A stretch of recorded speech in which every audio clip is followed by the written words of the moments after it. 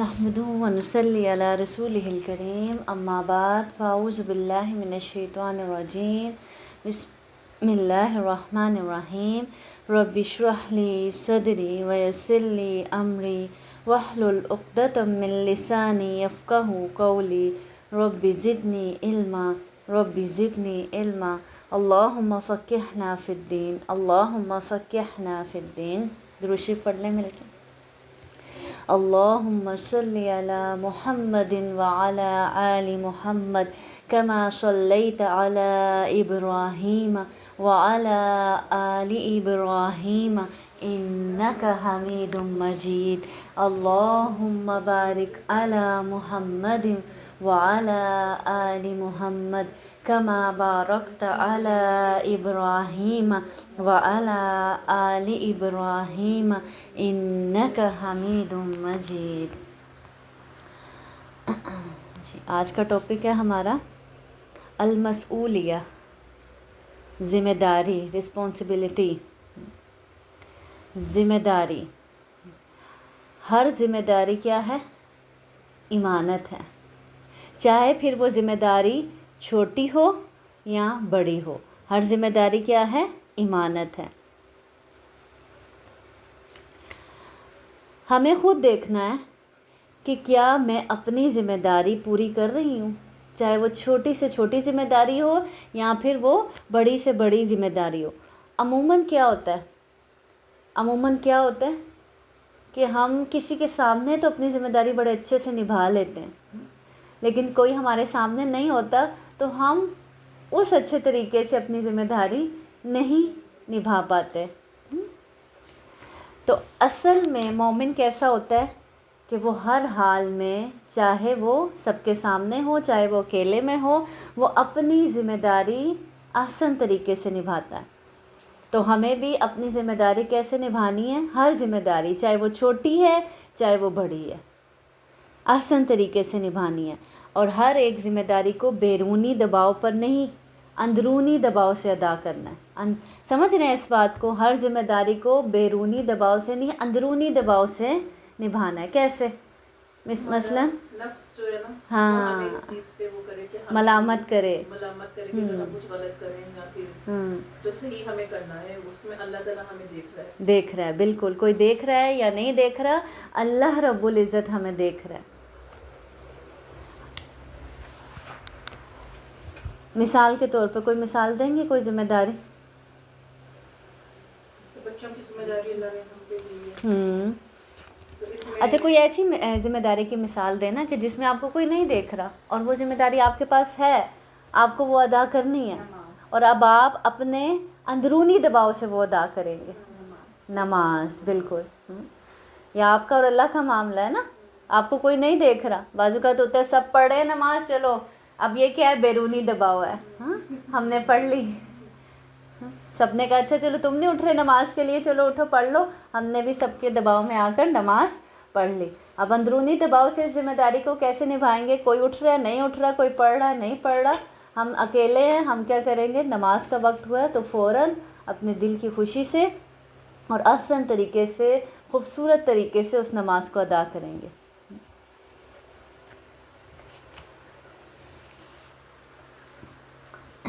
اسی طرح ہر ذمہ داری کو اس کے وقت پر ادا کرنا، یہ بھی مومن کی شان ہے کہ وہ ہر ذمہ داری اس کو وقت پر اس ذمہ داری کو اس کے وقت پر ادا کرتا ہے۔ یعنی آج کا کام کل پہ نہیں ڈالتا، کام کو ٹال مٹول نہیں کرتا، اور آج کا کام کل پر ڈالنا کیا ہے؟ بد اخلاقی میں آ جاتا ہے۔ ٹھیک ہے، اچھا، اللہ رب العزت قرآن میں فرماتے ہیں قال اللہ تعالی یا داؤد انا جعلناک خلیفۃ فی الارض فاحکم بین الناس بالحق ولا تتبع الہوی فیضلک عن سبیل اللہ۔ اللہ تعالیٰ کا ارشاد ہے، اے داؤد، ہم نے تجھے زمین میں خلیفہ بنایا ہے، ہم نے تجھے زمین میں خلیفہ بنایا ہے، لہٰذا تو لوگوں کے درمیان حق کے ساتھ حکومت کر اور خواہش نفس کی پیروی نہ کر، کہ وہ تجھے اللہ کی راہ سے بھٹکا دے گی۔ اب اللہ رب العزت اپنے پیغمبر کو کیا کہہ رہے ہیں کہ دیکھو ہم نے تمہیں زمین پر خلیفہ بنایا، ایک ذمہ داری دی ہے، تمہیں حکومت دی ہے، اب تم کیا کرو، لوگوں کے درمیان حق کے ساتھ حکومت کرو، ان کا حق ادا کرو، اور خواہش کی پیروی نہ کرنا۔ اس میں خواہش کی پیروی کیا ہو سکتی ہے کہ اللہ تعالیٰ نے ایک عہدہ دیا ہے، ایک منصب دیا ہے، ایک ذمہ داری دی ہے، ایک خلیفہ بنایا۔ اب اللہ تعالیٰ کیا حکم دے رہے ہیں کہ انصاف کے ساتھ، حق کے ساتھ حکومت کرنا، اپنی خواہش کی پیروی نہ کرنا، اور اگر تم ایسا کرو گے تو وہ تجھے اللہ کی راہ سے بھٹکا دے گی، اللہ کے سیدھے راستے سے تمہیں دور کر دے گی۔ تو آج بھی اللہ رب العزت کسی کو کوئی اختیار دیتے ہیں، کسی کو کوئی منصب دیتے ہیں، کسی کو کوئی ذمہ داری دیتے ہیں، کسی کو کوئی حکومت دیتے ہیں، کسی کو کوئی عہدہ دیتے ہیں، چاہے پھر وہ چھوٹا عہدہ ہے یا پھر بڑا عہدہ ہے، تو اس کے لیے کیا ہے، اس کے لیے پھر کیا ہے کہ وہ اس کو حق کے ساتھ ادا کرے اور اپنی خواہش نفس کی پیروی نہ کرے۔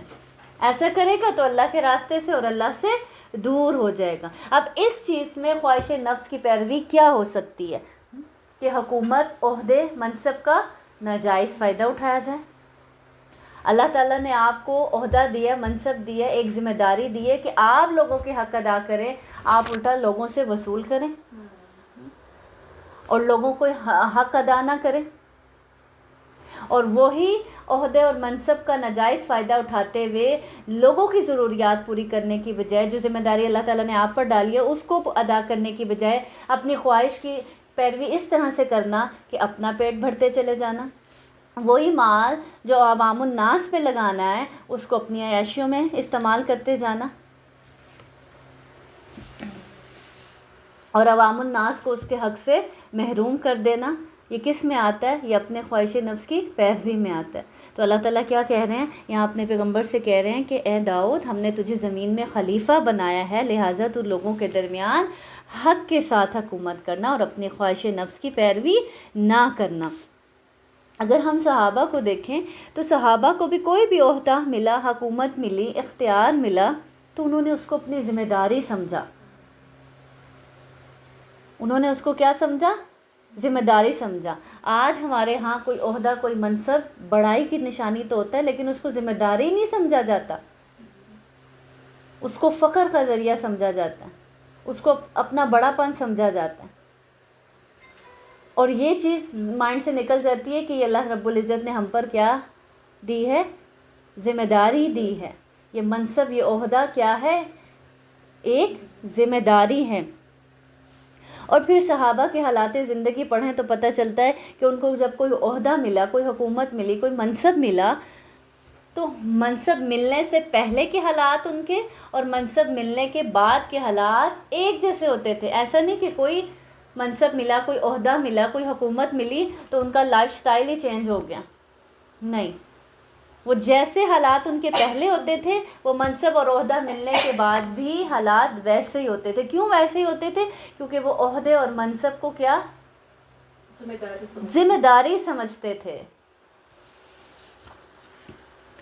پھر آگے اللہ رب العزت فرماتے ہیں، قال اللہ تعالی سورۃ القصص میں، تلک الدار الآخرۃ نجعلها للذین لا یریدون علوا فی الارض ولا فسادا والعاقبۃ للمتقین۔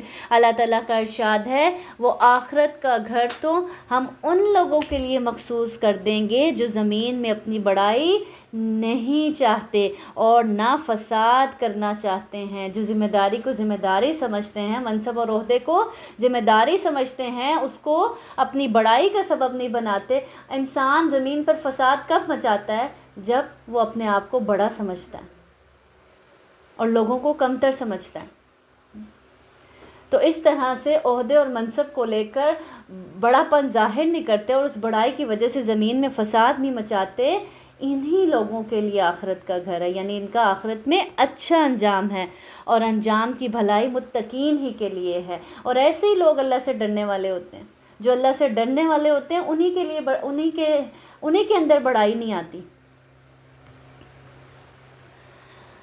حدیث میں آتا ہے ان ابی بردۃ قال اخبرنی جدی ابو بردۃ ان ابیہ ابی موسیٰ الاشعری رضی اللہ عنہ قال قال النبی صلی اللہ علیہ وسلم الخازن الامین الذی یؤدی ما امر به طیب نفسہ احد المتصدقین، رواہ البخاری۔ ابی بردہ نے کہا کہ میرے دادا ابی بردہ نے اپنے والد سیدنا ابی موسیٰ اشعری رضی اللہ عنہما کے حوالے سے مجھے خبر دی کہ نبی کریم صلی اللہ علیہ وآلہ وسلم نے فرمایا کہ امانت دار خزانچی وہ ہے کہ جب اس کو کوئی حکم دیا جائے تو وہ اسے دل کی فراخی کے ساتھ پورا کرے، تو وہ بھی 2 صدقہ کرنے والوں ہی میں سے ایک ہے۔ سمجھ آئی یہ حدیث کہ امانت دار خزانچی وہ ہے کہ جب اس کو کوئی حکم دیا جائے تو وہ اسے دل کی فراخی سے ادا کرے، یعنی اپنی ذمہ داری پورے احسن طریقے سے ادا کرے، تو اس کو اس ذمہ داری کے ادا کرنے پر کیا ایسے ہی اجر ملے گا جیسے صدقہ کرنے والے کو اجر ملتا ہے۔ یہاں پہ کس کی بات کی جا رہی ہے؟ یعنی بیت المال کی ذمہ داری کی بات کی جا رہی ہے کہ وہ شخص جس کے حوالے مسلمانوں کا مال ہے، اب وہ اس کو امانت داری سے جمع کرتا ہے، سب سے لیتا ہے، اور پھر امانت داری کے ساتھ اس کو آسان طریقے سے خرچ کرتا ہے، تو اس کے لیے ایسے ہی اجر ہے جیسے گویا کہ وہ اپنی جیب سے کیا کر رہا ہے؟ صدقہ کر رہا ہے۔ ٹھیک ہے، تو یہ تو ایک ہوگی دینی ذمہ داری۔ اس کے علاوہ کوئی بھی پیشہ ہے، چاہے ڈاکٹری کا پیشہ ہے، چاہے انجینئرنگ کا پیشہ ہے، کوئی بھی پیشہ ہے، چاہے کوئی جاب کا معاملہ ہے، ہر جگہ اگر کوئی اپنی ذمہ داری احسن طریقے سے نبھاتا ہے اور اس کا واقعی میں حق ادا کرتا ہے ایمانت داری کے ساتھ، تو اس کو اس چیز کا کیا ملے گا؟ اجر ملے گا۔ اور اگر وہ اس ایمانت میں کیا کر رہا ہے؟ خیانت کر رہا ہے یا اپنی ذمہ داری میں کمی کر رہا ہے، تو پھر اس کو اس کا جواب دہ ہونا پڑے گا، دنیا میں بھی اپنے مالک کے آگے اور آخرت میں بھی اللہ رب العزت کے آگے۔ دنیا میں تو شاید بچ جائے، چھپا لے اپنی یہ کمی اپنے مالک سے، لیکن آخرت میں تو اس کو بھگتنا پڑے گا نا، کیونکہ اللہ تعالیٰ سے تو کچھ بھی چھپا ہوا نہیں ہے۔ تو یہی چیز ہم نے دیکھی نا سب سے پہلے کہ ہر ایک کو اپنی ذمہ داری کس طرح نبھانی چاہیے؟ اپنے اندرونی دباؤ کے ساتھ، نہ کہ بیرونی دباؤ کے ساتھ۔ تو پتہ کیا چلتا ہے؟ اصل میں اچھا انسان وہ ہے جو اندر باہر سے ایک جیسا ہو، جس کو کوئی دیکھے یا نہ دیکھے وہ تب بھی اچھا ہے۔ کیوں؟ کیونکہ اس کو پتہ ہے اس کا رب اس کو دیکھ رہا ہے ہر وقت۔ اور یہ فیلنگ کس کے اندر آ سکتی ہیں؟ یہ احساس کس کے اندر بیدار ہو سکتا ہے؟ کون ایسا انسان بن سکتا ہے جس کے اندر کس کا ڈر ہو؟ اللہ کا ڈر ہو، جو متقی انسان ہو۔ تو خواہ کوئی ذمہ داری دنیاوی طور پر ہے یا خواہ کوئی ذمہ داری دینی طور پر ہے، ہر ذمہ داری کو احسن طریقے سے نبھانا۔ جیسے ایک حدیث کا مفہوم ہے، اللہ کو پسند ہے کہ انسان جو کام بھی کرے اسے کیسے کرے؟ احسن طریقے کے ساتھ، خوبصورتی سے نبھائے اپنی ذمہ داریوں کو، بوجھ نہ سمجھے، سر سے نہ اتارے۔ اگلی حدیث ہے ان ابن عمر رضی اللہ عنہما عن النبی صلی اللہ علیہ وسلم قال کلکم راع وکلکم مسئول عن رعیتہ والامیر راع والرجل راع علی اہل بیتہ والمرأة راعیۃ علی بیت زوجها وولدہ فکلکم راع وکلکم مسئول عن رعیتہ، رواہ البخاری۔ سیدنا ابن عمر رضی اللہ عنہما سے روایت ہے کہ نبی کریم صلی اللہ علیہ وسلم نے فرمایا، تم میں سے ہر ایک نگران ہے اور اس سے اس کے ماتحتوں کے متعلق سوال ہوگا، یعنی ہر ایک ذمہ دار ہے کسی نہ کسی جگہ، چاہے وہ ذمہ داری اس کو اللہ نے چھوٹی دی ہے یا بڑی دی ہے، اب اس سے اس کی ذمہ داری کے متعلق سوال ضرور ہوگا۔ بس امیر نگران ہے، اور آدمی اپنے گھر والوں پر نگران ہے. ہر آدمی کس پر نگران ہے؟ اپنے گھر والوں پر. اور عورت اپنے شوہر کے گھر اور اپنے بچوں پر نگران ہے. بس تم میں سے ہر ایک نگران ہے، اور اس سے اس کی رعیت کے بارے میں پوچھا جائے گا. کبھی سوچا ہم نے کہ یہ جو ذمہ داریاں اللہ رب العزت نے ہم پر عائد کی ہیں، ان کے بارے میں بھی قیامت کے روز ہم سے پوچھ ہوگی. یہ جو اولاد ہے، یہ جو اولاد کی ذمہ داری ہے، گھر کی ذمہ داری ہے، شوہر کی ذمہ داری ہے، ان ذمہ داریوں کے بارے میں بھی ہم سے سوال ہوگا قیامت کے روز. اور اگر اس میں کمی کی ہوئی تو پھر بھگتنا پڑے گا اس روز. آج ہم کہتے ہیں نا ہمارے بچے ہم جیسے مرضی چلائیں، میرے بچے میں جیسے مرضی جس مرضی طریقے سے چلاؤ. نہیں، ہم ان کو اپنے طریقے سے نہیں چلا سکتے. ہمیں وہی طریقہ استعمال کرنا ہے، ہمیں ان کی اسی طرح سے تربیت کرنی ہے جیسی اللہ رب العزت نے ہمیں سکھائی ہے. وہ اللہ کے بندے ہیں، اللہ کی امانت ہے. امانت کے چیپٹر میں آپ نے پڑھا نا، اولاد کیا ہے ہمارے پاس؟ اللہ کی امانت ہے. تو جس کی امانت ہے ہم نے اس کو اسی کے طریقے سے چلانا ہے، اسی کا بنانا ہے. جیسے دیکھیں قرآن میں ایک جگہ آتا ہے، اللہ رب العزت فرماتے ہیں یا ایھا الذین آمنوا قوا انفسکم واہلیکم نارا. کیا کہا جاتا ہے اس میں؟ اے ایمان والو، اپنے آپ کو اور اپنے اہل کو کس سے بچاؤ؟ اپنے گھر والوں کو، اپنے آپ کو اور اپنے گھر والوں کو آگ سے بچاؤ.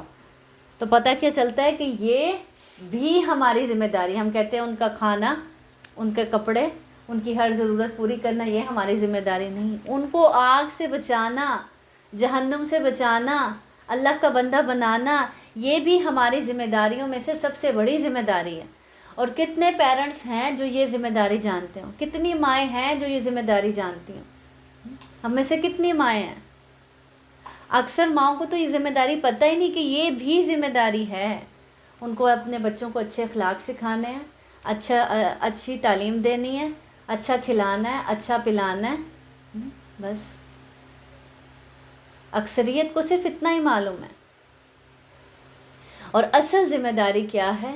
یا ایھا الذین آمنوا قوا انفسکم واہلیکم نارا. اگر تم نے ایسا نہ کیا تو تم سے اس روز سوال ہوگا کہ کیوں تم نے اللہ کے بندوں کو اللہ سے نہیں جوڑا. یہ اولاد تمہارے پاس اللہ کی امانت تھی، اس کو اللہ کا کیوں نہیں بنایا. اور آج دیکھیں ہم مائیں کیا کرتی ہیں. اب جیسے راتیں چھوٹی ہو گئی ہیں، کتنی چھوٹی ہو گئی ہیں، بچہ نماز کے بغیر سو جائے کوئی فکر ہی نہیں. لیکن اگر بچے کا صبح پیپر اور بچے کی تیاری نہ ہو تو ہم مائیں اپنے آپ سے سوال کریں، کیا ہم بچے کو ویسے سونے دیں گے؟ ہم فوراً اس کو اٹھائیں گے، منہ دھلائیں گے، چائے پلائیں گے، کچھ بھی کریں گے، اس کو جگائیں گے کہ نہیں صبح پیپر ہے، فیل ہو جاؤ گے. لیکن اگر نماز پڑھا سو گیا تو ہمیں اس طرح سے فکر ہی نہیں ہوتی. اچھا چلو کوئی بات نہیں، اب تھکا ہوا ہے، ابھی پھر اٹھ جانا ہے، چھوٹی سی رات ہے، اسکول بھی جانا ہے. اسی طرح فجر کو دیکھ لیں، ہم کہتے ہیں اچھا ابھی تو سوئے تھے، اب اتنی جلدی فجر ہوگی، اب کیا کریں، بچے بھی بیچارے. تو ہم ان کی آخرت خراب کر رہے ہیں. کیا ہم اپنی زندگی میں چاہتے ہیں اتنا سا کانٹا بھی اولاد کو چبھتا ہے نا تو ہمیں کیسی تکلیف ہوتی ہے نا تکلیف، ہم برداشت نہیں کر سکتے. ہلکا سا بخار بھی ہوتا ہے نا بچے کو تو ماں تڑپتی ہے. بچہ سو بھی جائے سکون سے، میڈیسن دی آپ نے، بچہ سو گیا، لیکن ماں نہیں سوتی، وہ اس کو چیک کرتی ہے بار بار. جب آنکھ کھلتی ہے بچے کو دیکھتی ہے کہ بخار ٹھیک ہے، تو وہ ماں کیسے اس جہنم میں اپنی اولادوں کو جاتا دیکھ سکتی ہے. ہم آخرت کو اپنے سامنے نہیں دیکھتے نا، اس لیے ہمیں اس کی اتنی فکر نہیں آتی. دنیا ہمارے سامنے ہے اس لیے اس کی فکر زیادہ آتی ہے. اور حقیقت میں آخرت ہی اصل زندگی ہے. یہ دنیا کی زندگی تو ہمیں پتہ ہی نہیں ہے کتنی ہے کتنی نہیں ہے. ہمیں نہیں معلوم نا ہمارے پاس کتنی زندگی ہے کتنی نہیں ہے. اور پھر دیکھیں دنیا کے معاملے میں ہم سوچتے ہیں کہ بچوں کو یہ بھی سکھا دیں یہ بھی سکھا دیں، زندگی کا نہیں پتہ، میرے بچے اپنے قابل ہوں، اپنا کر سکیں. تو کبھی ہم ماؤں کے دل میں یہ بھی بات آئی کبھی کہ بچوں کو دین اتنا اور اتنا سکھا دیں، پتہ نہیں میرے جانے کے بعد کوئی ان کو بتائے گا بھی کہ نہیں. اور میرے پاس تو پتہ نہیں کتنا وقت ہے کتنا نہیں. کوئی ان کو دین سکھائے گا بھی کہ نہیں, کوئی ان کو دین کی بیسکس بتائے گا بھی کہ نہیں.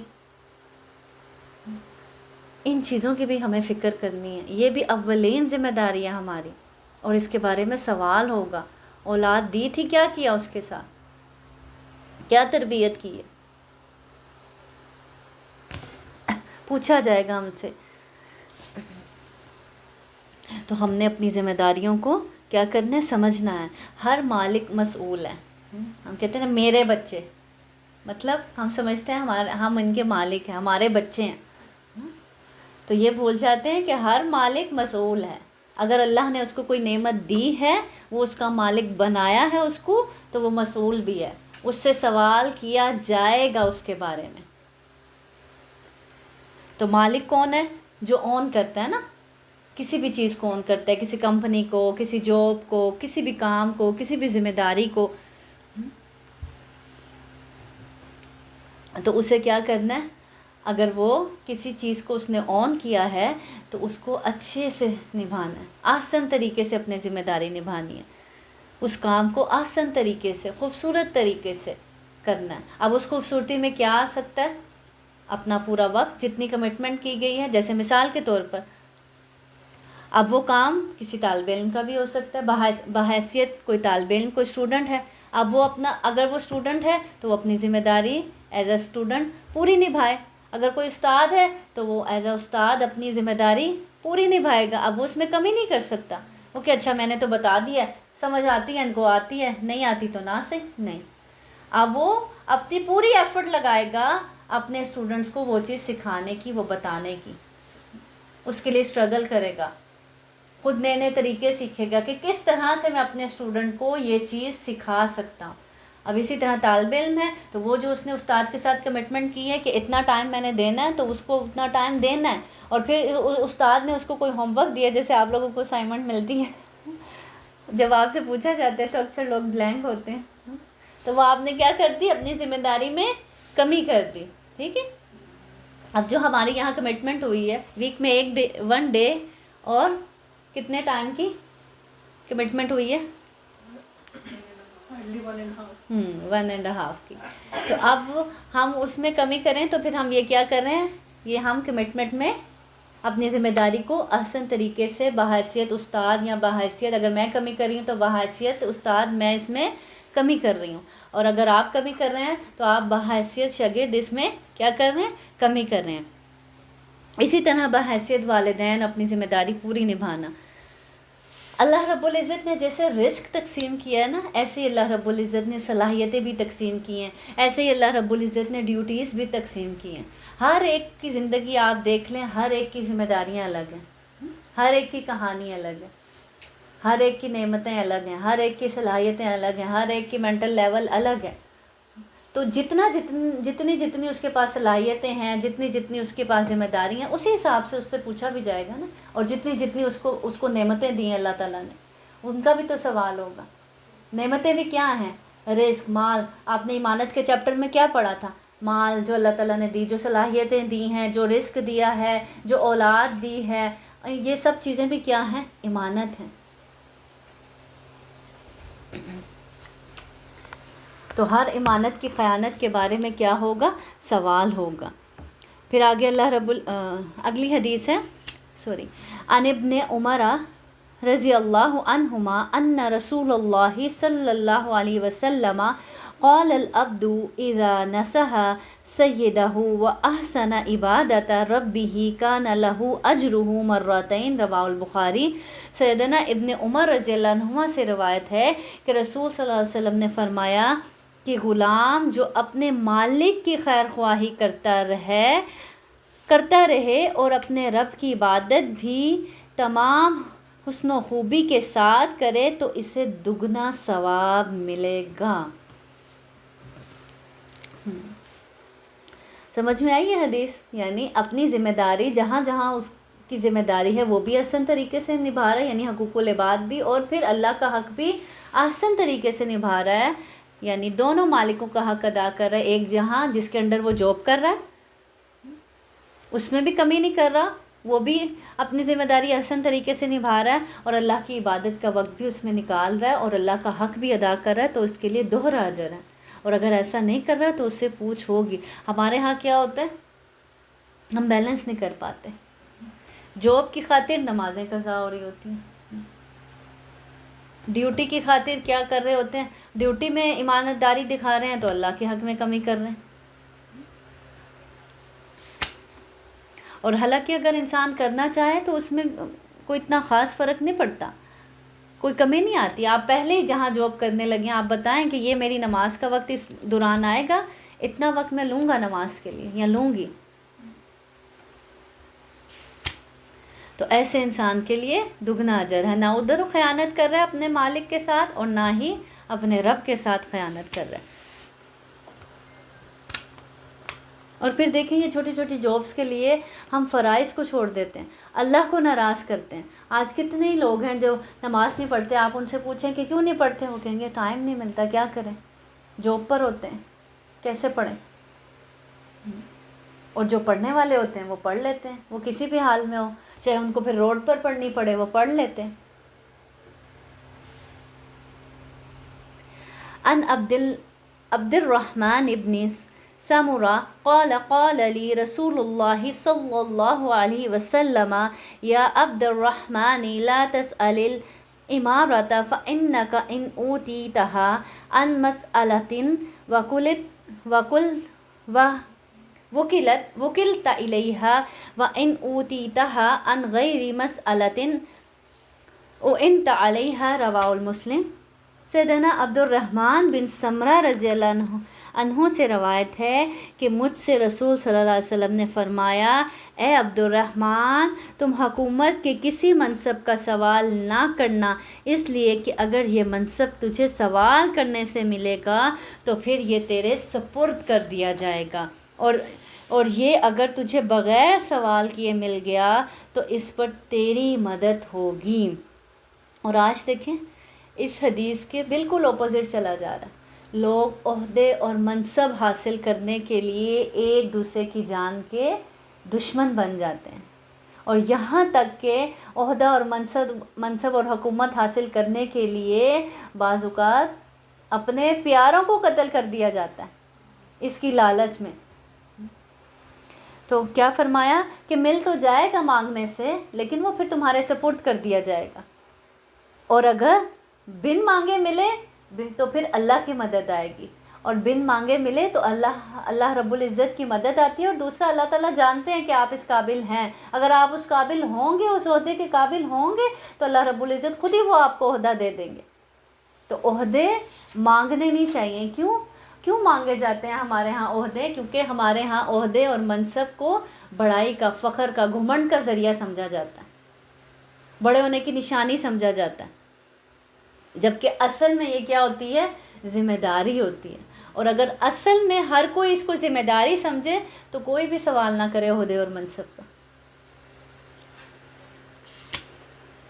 تو پتہ کیا چلتا ہے؟ ایسے عہدے، ایسے ذمہ داری اٹھانے سے گریز کرنا چاہیے جو انسان پھر نبھا نہ سکے۔ ہاں ذمہ داری مل جائے تو اس کو احسن طریقے سے نبھانا چاہیے، لیکن خود سے اتنے بڑے بڑے عہدے اور اتنے بڑے بڑی ذمہ داریاں نہیں طلب کرنی چاہیے کہ جو آپ کو پتہ ہے کہ آپ نہیں کر سکتے، آپ کے اندر اتنی صلاحیت ہی نہیں کہ آپ اس کو کر سکیں۔ اور پھر جب اللہ تعالیٰ کوئی ایسا منصب دے دے، کوئی ایسی بڑی ذمہ داری دے دے، تو پھر اس کو کیا کر لینا چاہیے؟ قبول کر لینا چاہیے۔ کیوں؟ کیونکہ وہ آپ نے خود نہیں مانگی، وہ کس نے دی ہے؟ اللہ تعالیٰ نے دی ہے۔ اور اللہ تعالیٰ لا یکلف اللہ نفسا الا وسعها، اللہ بندے پر اس کی استطاعت سے زیادہ بوجھ نہیں ڈالتے۔ اللہ تعالیٰ جانتے تھے کہ آپ اس ذمہ، پھر آپ کو نہیں یہ کہنا چاہیے نہیں میں تو یہ کر ہی نہیں سکتا، مجھ پر اتنی بڑی ذمہ داری کیسے آ گئی، میں تو اس کو نبھا نہیں سکتا۔ نہیں، آپ نبھا سکتے ہو، اللہ تعالیٰ نے اسی لیے آپ کو چنا ہے ذمہ داری کے لیے۔ اگر اب آپ نے اس کو آسان طریقے سے نبھانے کے لیے کیا کی؟ نیت کر لی، تو انشاءاللہ اللہ رب العزت پھر اس میں ضرور مدد کرتے ہیں، جیسا کہ اس حدیث میں بتایا گیا۔ پھر اگلی حدیث ہے ان الحسن ان عبید اللہ ابن زیاد آد معقل ابن يسار في مرضة الذي مات فيه فقال له موقل إني محدثك حديثا سمعته من رسول الله صلى الله عليه وسلم سمعت النبي صلى الله عليه وسلم يقول ما من عبد يسترعيه الله رعية فلم يهتها بنصحه إلا لم يجد رائحة الجنة. رواہ البخاری. سیدنا حسن رضی اللہ عنہ روایت کرتے ہیں کہ عبید اللہ بن زیاد معقل بن یسار رضی اللہ عنہ کی عیادت کے لیے اس مرض میں گئے جس میں ان کا انتقال ہوا، تو معقل رضی اللہ عنہ نے ان سے کہا میں تمہیں ایک حدیث سناتا ہوں. حدیث پر غور کیا آپ نے؟ کیا بات سمجھ میں آئی؟ حدیث کے اتنے سے حصے سے آپ کو کیا بات سمجھ میں آئی؟ چلیں بتائیں کیا بات سمجھ میں آئی، جلدی بتائیں. کہ وہ بیماری میں تھے، شاباش. اور اسی بیماری میں فوت ہو گئے. اسی بیماری میں ان کا انتقال ہو گیا. تو یہ بتا رہے ہیں کہ جس شخص نے بیماری میں ناشکری نہ کی، اللہ کا شکر ادا کر کے اس کو سہتا رہا، تو اس کے لیے کیا درجہ ہے؟ اچھا میں دوبارہ ریپیٹ کرتی ہوں، آپ پھر غور سے سنیے گا، ٹھیک ہے. سیدنا حسن رضی اللہ عنہ روایت کرتے ہیں کہ عبید اللہ بن زیاد معقل بن یسار رضی اللہ عنہ کی عیادت کے لیے اس مرض میں گئے جس میں ان کا انتقال ہوا، تو معقل رضی اللہ عنہ نے ان سے کہا میں تمہیں ایک حدیث سناتا ہوں جو میں نے نبی کریم صلی اللہ علیہ وسلم سے سنی تھی. جو گئے تھے ان کی بیماری تھی، بیمار وہ تھے، مطلب وہ خود بھی بیمار تھے اور ان کی عیادت کے لیے گئے اور وہاں پہ ان کی ڈیتھ ہو گئی. معقل بن یسار رضی اللہ عنہ کی عیادت کے لیے اس مرض میں گئے جس میں ان کا انتقال ہوا، یعنی وہ اس قدر تکلیف میں تھے، اس قدر بیماری میں تھے جس میں ان کا انتقال ہو گیا. اتنی شدت کی بیماری تھی. مثال کے طور پر آپ دیکھیں ہم میں سے کوئی بیمار ہوتا ہے تو ہماری کیا حالت ہوتی ہے؟ ہمت ہی نہیں ہوتی، بولا ہی نہیں جاتا، بولتے بھی ہیں تو کیا بولتے ہیں؟ ناشکری کے الفاظ، یا ناشکری کے الفاظ، یا پھر اپنی بیماری کو ڈسکس کرتے رہتے ہیں نا. اب دیکھیں اس کنڈیشن میں بھی وہ کیا کہہ رہے ہیں؟ معقل رضی اللہ نے ان سے کہا میں تمہیں ایک حدیث سناتا ہوں. یعنی صحابہ کو آپ چیک کریں کہ وہ ہر حال میں علم سیکھ رہے ہیں، سکھا رہے ہیں، علم سیکھ رہے ہیں، سکھا رہے ہیں. وہ ان کی عیادت کے لیے آئے ہیں اور وہ کس بیماری میں ہیں؟ جس بیماری میں ان کا انتقال ہو گیا. یعنی وہ بیماری پھر کس درجے کی ہوگی سوچیں ذرا. اور اس کنڈیشن میں بھی وہ ان کو کہہ رہے ہیں کہ میں آپ کو ایک حدیث سناتا ہوں. یہ مریض کہہ رہے ہیں، جو عیادت کرنے آئے ہیں ان کو کہہ رہے ہیں کہ میں آپ کو ایک حدیث سناتا ہوں. اور ہم ذرا سا ہمارے سر میں درد ہوتی ہے یا کوئی تھوڑی بہت تکلیف ہوتی ہے، سب سے پہلے جو چیز ہے ہم سے چھوٹتی ہے وہ یہی چھوٹتا ہے. اگر ہم نے کوئی کلاس جوائن کی ہو یا کوئی پڑھا رہے ہوں یا ہم خود کے کوئی اذکار ہوں یا کوئی نماز ہو، یہ چیزیں سب سے پہلے ہماری زندگی سے کٹ ڈاؤن ہوتی ہیں. باقی چیزیں چل رہی ہوتی ہیں لیکن ان کو چھوڑ دیتے ہیں. اب اتنی تکلیف میں وہ کہہ رہے ہیں، وہ ان کے پاس آئے، وہ کہتے ہیں میں آپ کو ایک حدیث سناتا ہوں. یعنی کتنے حریص تھے علم لینے کے اور علم آگے پہنچانے کے، کہ کوئی چیز ہم اپنے ساتھ ہی لے کر نہ چلے جائیں، پیچھے چھوڑ جائیں، بتا جائیں. حدیث سناتا ہوں جو میں نے رسول صلی اللہ علیہ وسلم سے سنی تھی. آپ صلی اللہ علیہ وسلم نے فرمایا، کل جب میں یہ حدیث پڑھ رہی تھی نا تو ایک دم میرے مائنڈ میں کلک کی اور میں نے کہا کہ کیا لیول تھا صحابہ کا، کہ مرگ الموت کے قریب ہیں اور ایسے مرض میں ہے جس میں ان کا انتقال ہو گیا، لیکن کوئی عیادت کے لیے آ رہا ہے، اس کو کہہ رہے ہیں میں تمہیں حدیث سناتا ہوں. انہوں نے ٹرانسفر بھی تو کرنا تھا نا آگے. ہاں تو ہم نے بھی تو کرنا ہے نا، ہماری بھی اصل میں ہم نے اس کو ذمہ داری نہیں سمجھا نا. اگر ہم قرآن کھولیں تو ہمیں پتہ چلتا ہے نا کہ اب کوئی رسول اور پیغمبر نہیں آئے گا. اللہ رب العزت نے کیا قرآن میں فرمایا کہ تمہیں بہترین امت قرار دیا گیا، تمہیں چن لیا گیا تاکہ تم نیکی کا حکم دو اور برائی سے روکو. اب یہ ہماری ذمہ داری، اس امت کے ہر فرد کی ذمہ داری ہے کہ وہ سیکھے اور آگے سکھائے، اور یہاں تک سکھائے کہ ہر نون مسلم تک اس پیغام کو پہنچائے. یہ ہماری سب ذمہ داریوں کے اندر یہ بھی ایک ہماری ذمہ داری ہے. علم حاصل کرنا ہر مسلمان مرد اور عورت پر کیا ہے؟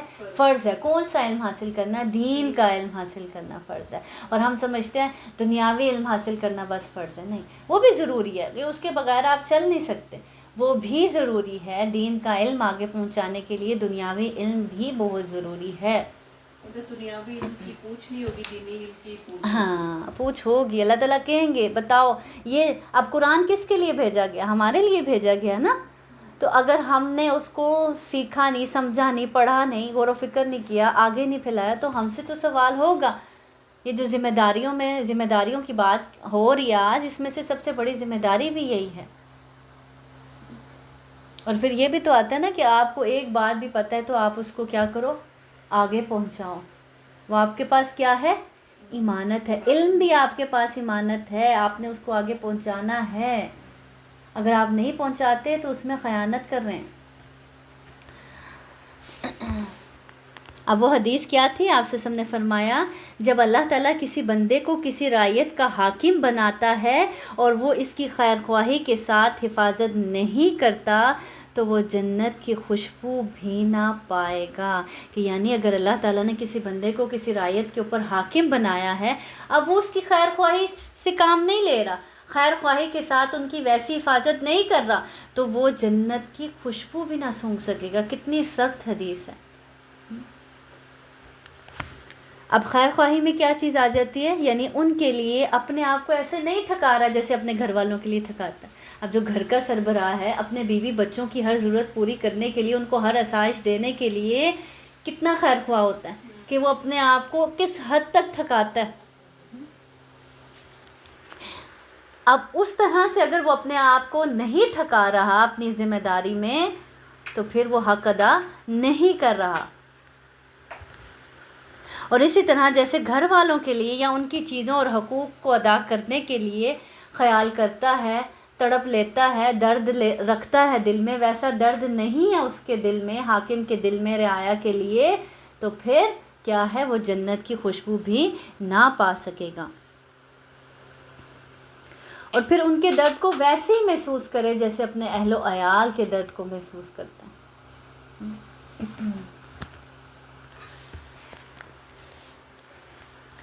ان انس رضی اللہ عنہ قال خدمت النبی صلی اللہ علیہ وسلم 10 سنین فما قال لی اف ولا لما صنعت ولا الا صنعت. رواہ البخاری. سیدنا انس رضی اللہ عنہ نے فرمایا کہ میں نے 10 سال نبی کریم صلی اللہ علیہ وسلم کی خدمت کی، لیکن آپ صلی اللہ علیہ وسلم نے کبھی مجھے اف تک نہیں کہا، اور نہ کبھی یہ کہا کہ فلاں کام کیوں کیا اور فلاں کام کیوں نہ کیا. یعنی یہ تھا نبی کریم صلی اللہ علیہ وسلم کا اخلاق. اب کس کے ساتھ ہے؟ اپنے خادم کے ساتھ. اور ہم سوچیں ہمارے خادموں کے ساتھ ہمارا کیا برتاؤ ہوتا ہے. اب پیچھے جو بات تھی وہ بھی بتا دی گئی کہ آپ کسی کے انڈر کام کر رہے ہیں تو آپ کو کیسے کرنا ہے، اپنی ذمہ داری کیسے نبھانی ہے. اور اب یہاں پہ یہ ترغیب دی جا رہی ہے کہ آپ کے انڈر کوئی کام کر رہا ہے، آپ مالک ہیں، وہ خادم ہیں، تو آپ کو کیسا اخلاق اپنانا ہے. ذمہ داریوں کی بات ہو رہی ہے نا، تو آپ کو کیسے اخلاق اپنانا ہے. اب دیکھیں نبی کریم صلی اللہ علیہ وسلم کا اخلاق ہے کیسا تھا کہ حضرت انس کیا کہتے ہیں کہ کبھی نبی کریم صلی اللہ علیہ وسلم نے مجھے اف تک بھی نہیں کہا.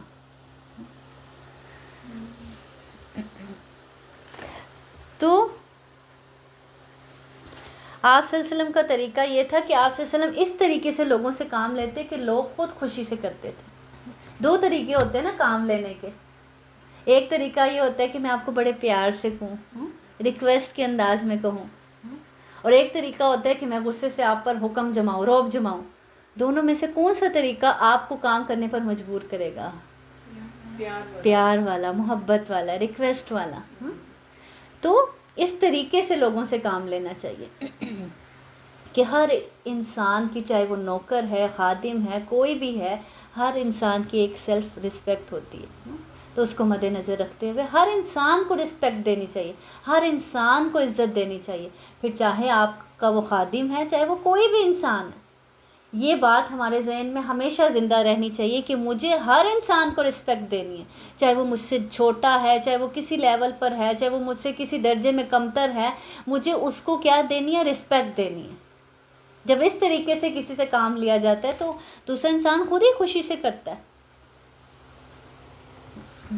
اور پھر اگر وہ کمی پیشی کر بھی دے تو کیا کرنا چاہیے؟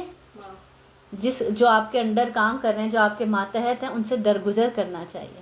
یہ بہترین اخلاق ہے۔ اور پھر اگر بچوں کو دیکھ لیں، جیسے ہم کیا ہیں؟ نگران ہیں بچوں پہ۔ پیچھے حدیث میں پڑھا نا، عورت کیا ہے؟ اپنے گھر والوں پر، اپنے بچوں پر، اپنے شوہر کے گھر پر کیا ہے؟ نگران ہے۔ اس سے اس کے بارے میں، ذمہ داری کے بارے میں سوال ہوگا۔ اب اس کو بھی اپنے گھر کے اندر یہی اخلاق اپنانا ہے جو نبی کریم صلی اللہ علیہ وسلم کا تھا۔ اب روب نہیں جمانا کہ اب ہاں نگران ہے تو اب جو مرضی کریں۔ اب یہ نبی کریم صلی اللہ علیہ وسلم والا اخلاق اپنانا ہے، اور اس کو اپنانے کی کوشش کرنی ہے، اور کوشش کے ساتھ ساتھ دعا کرنی ہے۔ اب جب میں یہ حدیث پڑھ رہی تھی نا، اور یہ اس کی تہہ میں جا رہی تھی، تو میرا دل کر رہا تھا کہ کسی طرح سے یہ میرے اندر یہ چیز داخل ہو جائے، کیونکہ ہم باہر تو کر لیتے ہیں، لیکن گھر کے اندر جو ہم نگران ہیں، جو ہمارے انڈر ہیں، جو ہمارے ماتحت ہیں، ان کے ساتھ ہم اتنا خوبصورت اخلاق نہیں اپنا سکتے کہ کبھی ہمارے ماتحت اٹھ کے کہیں کہ ہاں بھئی ہمیں تو اف تک بھی نہیں کہا۔ اور پھر دیکھیں گھر کے جو خادم ہوتے ہیں، جو ماتحت لوگ ہوتے ہیں، سارا غصہ ہم انہیں پر نکالتے ہیں، اور یہاں پر خادم اٹھ کر کیا کہہ رہا ہے کہ مجھے کبھی اف بھی نہیں کہا، اور ہم جن پر ہماری نہیں چلتی ان کے آگے ہم صبر کر لیتے ہیں، ان کے آگے ہم بڑے اچھے بن جاتے ہیں، اور وہ ساری بھڑاس ہم کن پہ نکال دیتے ہیں؟ اپنے ان ماتحتوں پہ نکال دیتے ہیں، چاہے پھر وہ ہمارے خادم ہوں، چاہے پھر وہ ہمارے بچے ہوں، چاہے پھر وہ ہمارے شوہر بھی اگر اپنے ماتحت بنائے ہوئے ہیں تو ان پر بھی۔ تو لوگوں کے دل کیسے جیتے جاتے ہیں؟ اسی اخلاق کے ساتھ۔ اور اصل گواہیاں یہی ہیں کہ آپ کے ماتحت، آپ کے قریبی لوگ آپ کے حق، آپ کے اخلاق کی گواہی دیں۔ اگلی حدیث ہے ان ابی ہریرہ رضی اللہ عنہ ان النبی صلی اللہ علیہ وسلم قال اذا اتى احدكم خادمه بطعامه فان لم يجلسه معه فليناوله لقمة او لقمتين او اكلة او اكلتين فانه ولي علاجه رواه البخاری۔ سیدنا ابو ہریرہ رضی اللہ عنہ سے روایت ہے کہ نبی کریم صلی اللہ علیہ وسلم نے فرمایا، جب کسی کا غلام کھانا لائے اور وہ اسے اپنے ساتھ کھلانے کے لیے نہ بٹھا سکے تو اس سے 1 یا 2 نوالے ضرور کھلا دے، کیونکہ اسی نے اس کو تیار کرنے کی تکلیف اٹھائی ہے۔ کتنا خوبصورت اخلاق سکھاتے ہیں نبی کریم صلی اللہ علیہ وسلم ہمیں۔ آپ دیکھ رہے ہیں کیا سمجھ آ رہی ہے اس حدیث سے کہ جب کسی کا غلام اس کے لیے کھانا بنا کر لائے، کیا ہوتا ہے؟ کھانا کھاتے ہی 100 طرح کے نقص نکال دیے جاتے ہیں۔ وہ بیچارہ اتنی گرمی میں کھڑے ہو کے چولہے کے آگے پتہ نہیں کیا کچھ کر کے آپ کے لیے ٹرے سے جا کے لایا، اور آپ نے اس میں 10 نقص نکال دیے پہلی بائٹ پر ہی۔ کیا کرو؟ اس کو رسپیکٹ دو۔ وہ آپ کے لیے، چاہے وہ آپ کا خادم ہے، چاہے آپ اس کو پے کرتے ہو، اب وہ آپ کے لیے بنا کر لایا ہے، تیار کر کے لایا ہے، تو آپ کیا کرو؟ 1-2 نوالے، اگر اس کو ساتھ آؤ بیٹھو ساتھ مل کر کھاتے ہیں، ایسا نہیں کر سکتے تو کیا کرو؟ 1-2 نوالے اس کے منہ میں ڈال دو۔ اور میں سوچ رہی تھی کہ کیا وہ منظر ہوگا کہ ایک مالک اپنے ہاتھ سے نوالا توڑے اور لگائے اور خادم کے منہ میں ڈال دے، اور پھر یہ خادم بیوی بھی ہو سکتی ہے یہ خادم بیوی بھی ہو سکتی ہے۔ ہاں، تو یہ ہے پیارے اخلاق نبی کریم صلی اللہ علیہ وسلم کے، جن کو ہم نے اپنانا ہے۔ اور اگر یہ اخلاق ہم اپنے اندر داخل کر لیں تو زندگی کتنی خوبصورت ہو جاتی ہے۔ تو ہم جو پڑھ رہے ہیں، ہم لوگ کم از کم ہمیں تو چاہیے نا کہ یہ اخلاق ہم اپنے اندر داخل کریں۔ تو اب آپ جب گھر جا کے یہ چیپٹر پڑھیں گے نا، تو آپ نے اس کو گہرائی سے پڑھنا ہے، اور ان چیزوں کو ہم سب نے اپنے اندر اتارنے کی کوشش کرنی ہے۔ اور اسائنمنٹ ہم نے اپنے لیے یہ لینی ہے کہ ہم نے دیکھنا ہے کہ ہر چھوٹی سے چھوٹی ذمہ داری سب سے پہلے تو کاؤنٹ کرنی ہے نا، اللہ تعالیٰ نے مجھے کیا کیا ذمہ داریاں دی ہوئی، کیا میں ہر جگہ ہر ذمہ داری کو احسن طریقے سے نبھا رہی ہوں؟ کہیں مجھ سے کسی ذمہ داری میں کمی تو نہیں ہو رہی؟ اب مثال کے طور پر اسٹوڈنٹ کلاس میں بیٹھا ہے, اب وہ موبائل, استاد پڑھائے جا رہا ہے, سمجھائے جا رہا ہے, لیکن وہ کیا کر رہا ہے, اپنے موبائل پہ لگا ہوا ہے. اب وہ کیا کر رہا ہے, اپنی ذمہ داری میں کمی کر رہا ہے, امانت میں خیانت کر رہا ہے. اسی طرح آپ ڈیوٹی پہ ہیں, ڈیوٹی آورس میں آپ اپنی پرسنل کاموں میں لگے ہوئے ہیں, موبائل پہ یا کچھ بھی ایسا کام کر رہے ہیں, تو آپ کیا کر رہے ہیں, کوتاہی کر رہے ہیں. اسی طرح نماز ہے, نماز کی ذمہ داری ہے, اب آپ اس میں نماز کے لیے کھڑے تو ہوگے, لیکن آپ کا دھیان کہاں ہے, کہیں اور ہی ہے. اللہ کے آگے کھڑے ہیں, اللہ سے باتیں کرنے کے لیے کھڑے ہیں, اللہ کی عبادت کرنے کے لیے کھڑے ہیں, لیکن زبان سے تو نکل رہا ہے, لیکن دل دماغ کہیں اور ہی سوچوں میں گم ہے.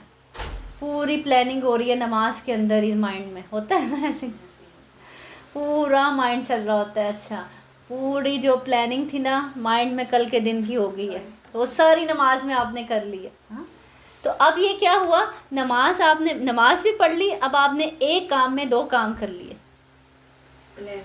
پلاننگ بھی کر لی کل کی, ہاں, کل کھانے میں کیا بنانا ہے, یہ وہ سب کچھ بھی ہو گیا آپ کا, ساتھ میں آپ نے نماز بھی پڑھ لی. کئی بار ایسے ہوتا ہے کوئی ٹاپک پہ بات ہو رہی ہو نا, تو اچھا نماز پڑھنے پھر جواب دیتی ہو, وہ جواب کیا دینا ہے نماز. ہاں, نماز میں پوری ہی پلاننگ ہو رہی ہے, اچھا کیا جواب دینا ہے.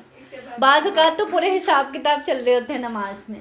ہاں, تو اس پتہ کیا چلتا ہے کہ کانشیس ہو کے ہر کام کیسے کرنا ہے, کانشیس ہو کے جو کام جس ٹائم میں جس کا ہے, جو ذمہ داری جس کی ہے اس وقت میں, بس وہی. جیسے میں وہ کل کسی کا سن رہی تھی کہ وہ کہہ رہے تھے کہ سلف صالحین کہا کرتے تھے کہ جب تم مسجد میں جاؤ نا تو اپنے جوتوں کے ساتھ دنیا کو باہر ہی چھوڑ کر آؤ. مسجد کے اندر جوتے نہیں نا لے کے جاتے, تو جوتے باہر اتارتے ہیں نا, تو جوتوں کے ساتھ اپنی دنیا, اپنے سوچیں, اپنے ساری چیزیں باہر ہی چھوڑ کر آؤ, وہ ساتھ نہ لے کر آؤ. تو ہر ذمہ داری کے لیے یہی اصول اپنائیں کہ باقی چیزوں کو اب سائڈ پہ, اب یہ اس چیز کا وقت ہے تو یہ اسی کا وقت ہے. تب ہم سمجھ سکتے ہیں کہ ہم واقعی ذمہ داریاں اچھے سے آسان طریقے سے نبھا رہے ہیں. تو اللہ تعالیٰ ہمیں ہر ذمہ داری جو اللہ رب العزت نے ہم پر ڈالی ہے اسے آسان طریقے سے نبھانے کی توفیق عطا فرمائے. وآخر دعوانا ان الحمد للہ رب العالمین. سبحان ربک رب العزت عما یصفون وسلام علی المرسلین والحمد للہ رب العالمین والحمد للہ رب العالمین. سبحانک اللہم وبحمدک اشہد ان لا الہ الا انت استغفرک واتوب الیک. السلام علیکم ورحمۃ اللہ وبرکاتہ.